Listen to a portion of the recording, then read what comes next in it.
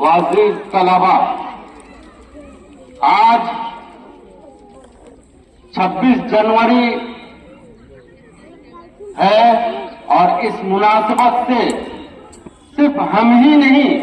बल्कि हिंदुस्तान के अंदर जितने मराकिज़, जितनी यूनिवर्सिटियां, जितने मदारिस, जितने स्कूल, जितने कॉलेजेस हैं, तमाम इदारों के अंदर और इसके अलावा दिगर नेताओं, लीडरों और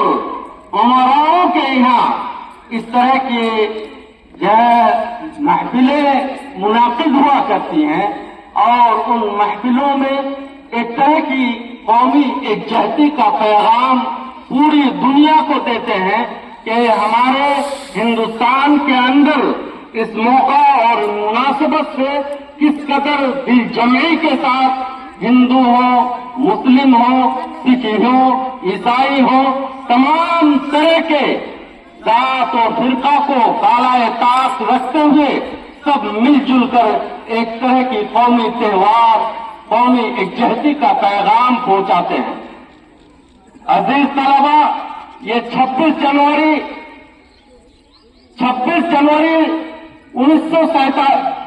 1947 में अगरचे हिंदुस्तान को आजादी मिल चुकी थी, हिंदुस्तान अंग्रेजों के हाथ से आजाद हो चुका था,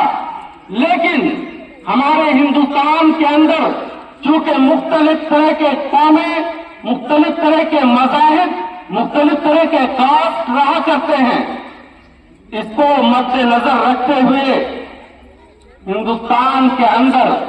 हर मजहब के लिए, हर कास्ट के लिए अलग विधान, अलग कानून नाफिज किया और हर एक के मंशा और उनके ख्यालात, उनके नजरिए का ख्याल रखा गया और फिर उसी के मुताबिक जो कानून नाफिज हुआ 1950 में, आज हम पूरी आजादी के साथ अपनी जिंदगी गुजारते हैं और उन्हीं कानून और उन नियमों को मानते हुए, उनकी इत्तिबा करते हुए हम अपनी जिंदगी बसर करते हैं। अजीज तलबा,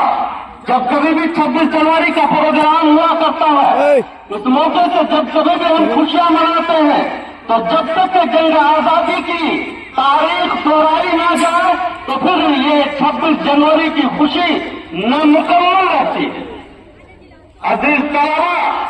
आप अच्छी तरह जानते हैं कि हिंदुस्तान के अंदर 1612 में ईस्ट इंडिया कंपनी के नाम से एक सफेद कौम आई थी और हिंदुस्तान के अंदर उन्हें लालच की नजर डाली और आहिस्ता आहिस्ता हिंदुस्तान पर काबिज होने का मंशा पैदा किया। चुनांचे सबसे पहले उन्होंने सूरत, उसके बाद कर्नाटक और उसके बाद फिर बंगाल,